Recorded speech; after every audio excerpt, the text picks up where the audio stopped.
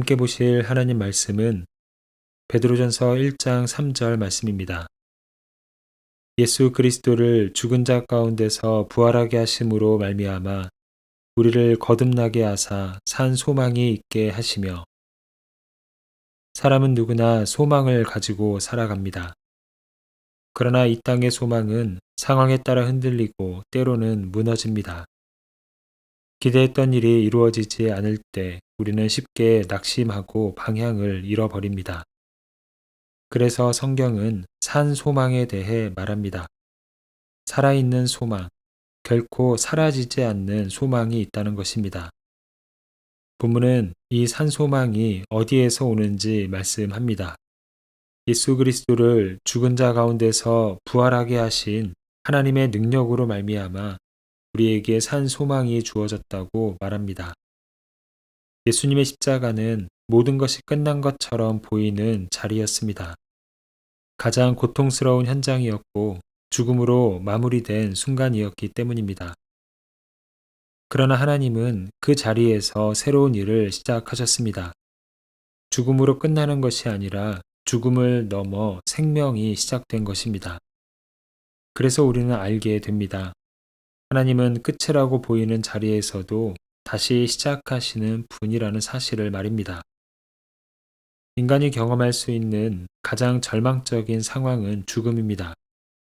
그런데 죽음마저 이기셨다면 우리가 겪는 어떤 어려움도 마지막이 될 수는 없습니다. 우리가 지금 마주하고 있는 어려움과 막힘도 결론이 아니라 과정입니다.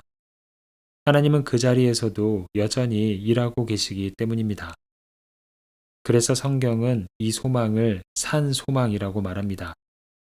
하나님이 살아계시고 지금도 일하고 계시기 때문에 우리에게서 사라지지 않는 소망이라는 의미입니다. 우리는 살아가면서 여러 번 끝이라고 느끼는 순간을 경험합니다. 더 이상 방법이 없다고 느껴지는 문제들, 이미 늦었다고 생각하게 되는 상황들, 다시 회복할 수 없다고 여겨지는 관계들을 마주할 때가 있습니다. 그 순간 우리는 마음속으로 말합니다. 이제 끝이라고. 그러나 부활은 그 생각을 뒤집어 놓습니다. 하나님은 우리가 끝이라고 말하는 자리에서 예상하지 못한 일을 다시 시작하시는 분이기 때문입니다. 신앙생활을 하는 중 영적인 번아웃이 찾아올 때가 있습니다. 우리의 인생을 하나님 기뻐하시는 모습으로 살아갈 때에 포기하고 싶은 순간이 찾아올 때가 있습니다. 하나님이 허락하신 가정 안에서 서로 사랑하고 자녀를 잘 양육하고 부모를 더 공경하는 일이 힘들 때도 있습니다. 교회 안에서 맡겨주신 직분을 감당할 때에 예상하지 못한 일들을 마주하고 우리의 생각과 경험으로는 모든 것을 이해할 수 없는 순간들이 있습니다. 하나님은 그런 상황 가운데 있는 우리를 부활의 능력으로 다시 일어나게 하십니다. 우리가 막다른 길이라고 생각하는 순간에 새로운 길을 내시며 우리를 인도하십니다. 포기했던 자리에서 다시 힘과 지혜를 주시며 앞을 향해 나아가도록 하십니다. 사람들은 죽으면 모든 것이 끝이라고 하지만 성도는 죽음 역시 끝이 아닌 새로운 시작입니다. 예수님이 죽음을 이기시고 부활하셔서 하나님의 보좌에 앉으셨듯 우리도 죽음을 이기고 부활하여 하나님의 영광에 이를 것이기 때문입니다. 잠언 말씀에는 부활의 능력으로 인해 산소망을 가지고 살아가는 성도들의 모습을 잘 보여주는 말씀이 있습니다. 잠언 24장 16절 말씀입니다. 대저 의인은 7번 넘어질지라도 다시 일어나려니와 악인은 재앙으로 말미암아 엎드러지느니라. 하나님의 자녀는 7번 넘어져도 다시 일어나지만 악인은 넘어지고 일어서지 못한다고 말씀합니다. 의인의 삶은 넘어짐이 없는 삶이 아닙니다. 의인이나 악인이나 넘어짐은 있습니다. 하지만 의인의 인생은 넘어져도 다시 일어서는 인생입니다. 일으켜 세우시는 하나님의 능력이 있기 때문입니다. 7번 넘어졌다는 것은 큰 위기가 7번 찾아온다는 의미는 아닙니다. 넘어짐의 순간이 계속 찾아온다는 것입니다. 하지만 우리는 언제나 일어설 수 있습니다. 우리를 일으켜 세우시는 주님의 은혜는 우리가 넘어지는 횟수보다 언제나 한 번 더 많기 때문입니다. 우리가 10번 넘어지면 하나님은 11번 우리를 일으켜 세우십니다. 우리가 100번을 넘어지면 하나님은 101번 우리를 일으켜 세우십니다. 하나님이 죽은 자도 다시 살리시는 부활의 능력으로 우리와 함께 하시기 때문입니다. 그래서 이 땅을 살며 언제나 우리는 산 소망을 가지고 살아갑니다.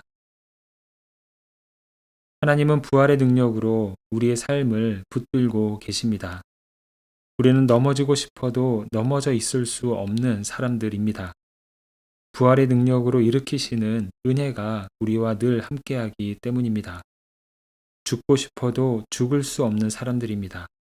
비록 육체의 죽음을 맞이하더라도 예수님처럼 부활하여 영원한 생명 안에 거하는 삶이기 때문입니다. 함께 기도하겠습니다. 사랑의 주님, 죽음을 이기시고 부활하셔서 우리로 하여금 산 소망을 가지고 살게 하신 은혜에 감사를 드립니다. 우리 인생의 여정 중 여러 어려움 앞에서 넘어지는 순간들이 있습니다. 끝이라고 느껴지는 자리에서 하나님의 시작을 보게 하시고 절망 속에서도 소망을 발견하게 하여 주시옵소서. 포기하고 멈춰 서 있는 이들에게 새 힘을 주시고 막혀있는 인생의 길 앞에 서 있는 이들에게 새로운 길을 열어 주시옵소서.